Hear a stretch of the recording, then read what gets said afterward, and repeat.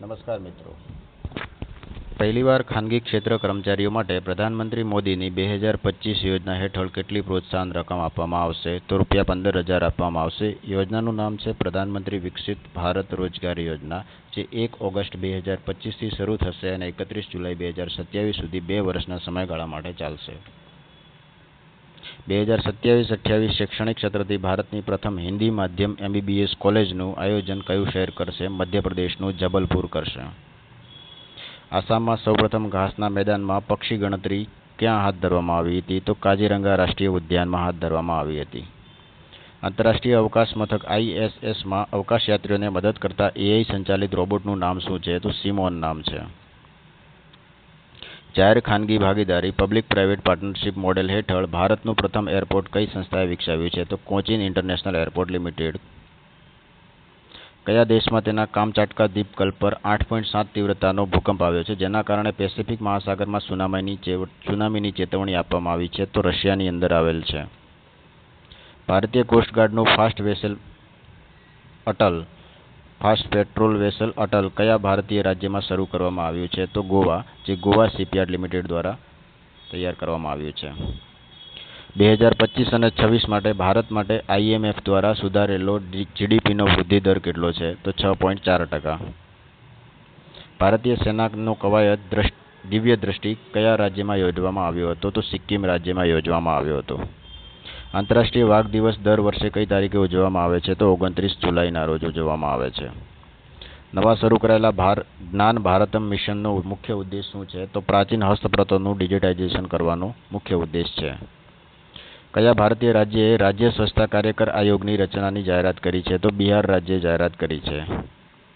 ભારતીય સુરક્ષા દળોએ દાચીગામ રાષ્ટ્રીય ઉદ્યાન નજીક લશ્કરે તૈયબાના 3 આતંકવાદીઓને ઠાર માર્યા છે. તે આતંકવાદી વિરોધી કાર્યવાહીનું નામ શું છે? તો ઓપરેશન મહાદેવ નામ છે. કોનેરુ હમ્પીને ફાઇનલમાં હરાવીને ફાઇડ મહિલા ચેસ વર્લ્ડ કપ 2025 કોણે જીત્યો છે? તો દિવ્યા દેશમુખે જીત્યો છે. સ્વિટ્ઝરલેન્ડના બાસેલમાં આયોજિત UEFA મહિલા યુરો 2025 ટુર્નામેન્ટ કયા દેશે જીતી છે? તો ઇંગ્લેન્ડ દેશે જીતી છે. સંસદ ટીવીના મુખ્ય કાર્યકારી CEO તરીકે કોની નિમણૂક કરવામાં આવી છે? ઉત્પલ કુમારની. દર વર્ષે વિશ્વ હેપેટાઇટિસ દિવસ કઈ તારીખે ઉજવવામાં આવે છે? 28 જુલાઈ. દર વર્ષે વિશ્વ મેંગ્રોવ દિવસ કઈ તારીખે ઉજવવામાં આવે છે? તો 26 જુલાઈ. વન્સ એલિફન્ટ્સ લિવ્ડ હિયર પુસ્તક માટે કોને પેન ટ્રાન્સલેટ એવોર્ડ 2025 જીત્યો છે? તો ગીતાંજલિ શ્રીએ. ભારતે કયા દેશ સાથે સંયુક્ત લશ્કરી કવાયત બોલ્ડ કુરુક્ષેત્ર 2025 હાથ ધરી છે? સિંગાપુર સાથે. 2025માં Indira Gandhi national open university ઇગ્નુના પ્રથમ મહિલા વાઇસ ચાન્સેલર તરીકે કોની નિમણૂક કરવામાં આવી છે? તો પ્રોફેસર ઉમા કાંજીલાલની. તાજેતરમાં અભ્યાસ મુજબ પોષક તત્વોની ઉણપ માનસિક અને ન્યુરો ડેવલપમેન્ટ પરિસ્થિતિઓ સાથે જોડાયેલી છે. તો એ વિટામિન ડીની ઉણપ માનસિક અને ન્યુરો ડેવલપમેન્ટ પરિસ્થિતિઓ સાથે જોડાયેલી છે. ભારતના અવકાશ કાર્યક્રમના ઉત્કૃષ્ટ યોગદાન બદલ 2025માં કોને પ્રતિષ્ઠિત GP બિરલા મેમોરિયલ એવોર્ડ એનાયત કરવામાં આવ્યો છે? તો ડોક્ટર V. નારાયણ, ઇસરોના અધ્યક્ષ છે. કારગિલ વિજય દિવસ દર વર્ષે કઈ તારીખે ઉજવવામાં આવે છે? 26 જુલાઈ. જે 26 જુલાઈ 1999 કારગિલ વિજય દિવસની યાદમાં ઉજવવામાં આવે છે. કઈ સંસ્થાએ બાંબુસા તુલડા વાંસની પ્રજાતિનો ઉપયોગ કરીને પર્યાવરણને અનુકૂળ સંયુક્ત સામગ્રી વિકસાવી છે? તો IIT ગુવાહાટી, આસામની. ભારતીય વીમા નિયમનકારી અને વિકાસ સત્તામંડળ IRDAI ના નવા અધ્યક્ષ તરીકે કોની નિમણૂક કરવામાં આવી છે? તો અજય શેઠની નિમણૂક કરવામાં આવી છે. ભારતે 2030ના લક્ષ્યાંક પહેલા પેટ્રોલમાં ઇથેનોલનો મિશ્રણ કેટલા ટકા હાંસલ કર્યો છે? 20%. DRDO દ્વારા તાજેતરમાં પરીક્ષણ કરાયેલી વિસ્તૃત અંતરની ડ્રોનથી છોડવામાં આવેલી મિસાઇલનું નામ શું છે? તો ULPGM-V3. 2025માં પેલેસ્ટાઇન રાજ્યને માન્યતા આપનાર પ્રથમ G7 રાષ્ટ્ર કયો દેશ છે? તો ફ્રાન્સ. કારગિલ શહીદોના સન્માનમાં કયા રાજ્યની વિધાનસભા શૌર્ય વાટિકાની સ્થાપના કરી છે? તો રાજસ્થાન સરકારે સ્થાપના કરી છે. 1 જુલાઈ 2023ના રોજ PM મોદીએ કયા રાજ્યમાંથી રાષ્ટ્રીય સિકલ સેલ એનિમિયા નાબૂદી મિશનનું ઉદ્ઘાટન કરવામાં આવ્યું હતું? તો મધ્યપ્રદેશ રાજ્યમાંથી. 2025માં સૌથી મોટો ઉછાળો નોંધાવ્યા પછી હેનલે પાસપોર્ટ ઇન્ડેક્સમાં ભારતનો ક્રમ કયો છે? 77મો, જે 59 દેશોમાં વિઝા ફ્રી એન્ટ્રી મેળવી શકે છે. 30 જુલાઈ 2025ના રોજ કયું લોન્ચ વાહન ઇસરો નાસા નિસાર ઉપગ્રહને ભ્રમણકક્ષામાં લઈ જવાનું આયોજન કર્યું હતું? તો GSLV F-16. કયા ભારતીય રાજ્યના રબરના બગીચાઓમાં હાલમાં એમ્બ્લિયોસિયા ભમરાના ઉપદ્રવની જોખમમાં છે? તો કેરળ રાજ્યના.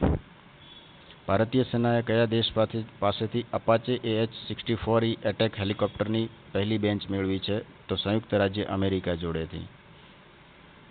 નીતિ આયોગ હેઠળ અટલ ઇનોવેશન મિશનના મિશન ડિરેક્ટર તરીકે કોની નિમણૂક કરવામાં આવી છે? તો દીપક બાંગલાની. બીમા સખી યોજનાને પ્રોત્સાહન આપવા માટે કઈ સંસ્થાએ ગ્રામીણ વિકાસ મંત્રાલય સાથે સમજૂતી કરાર પર હસ્તાક્ષર કર્યા છે? LIC. ભારતમાં દર વર્ષે રાષ્ટ્રીય પ્રસારણ દિવસ કઈ તારીખે ઉજવવામાં આવે છે? 23 જુલાઈના રોજ.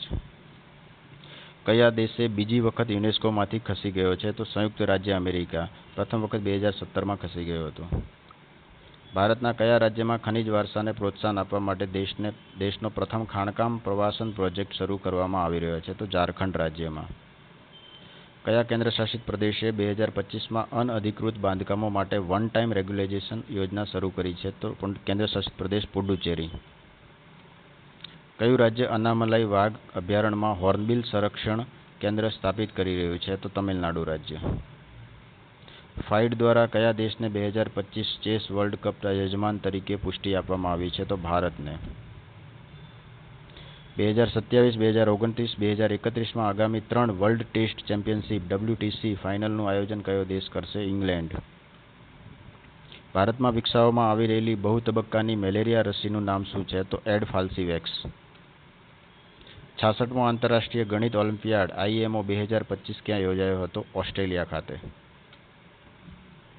કયા રાજ્ય સરકારે ખેડૂતોને પ્રતિ લીટર ₹5 આપીને ડેરી ક્ષેત્રને પ્રોત્સાહન આપવા માટે દૂધ સબસિડી યોજના શરૂ કરી છે? દૂધ સબસિડી યોજના આસામ રાજ્યે શરૂ કરી છે. સારલ વિજા 2025 ચોમાસુ સાંસ્કૃતિક ઉત્સવ કયા રાજ્યમાં ઉજવવામાં આવે છે? તો તમિલનાડુ રાજ્યમાં ઉજવવામાં આવે છે. ધન્યવાદ મિત્રો.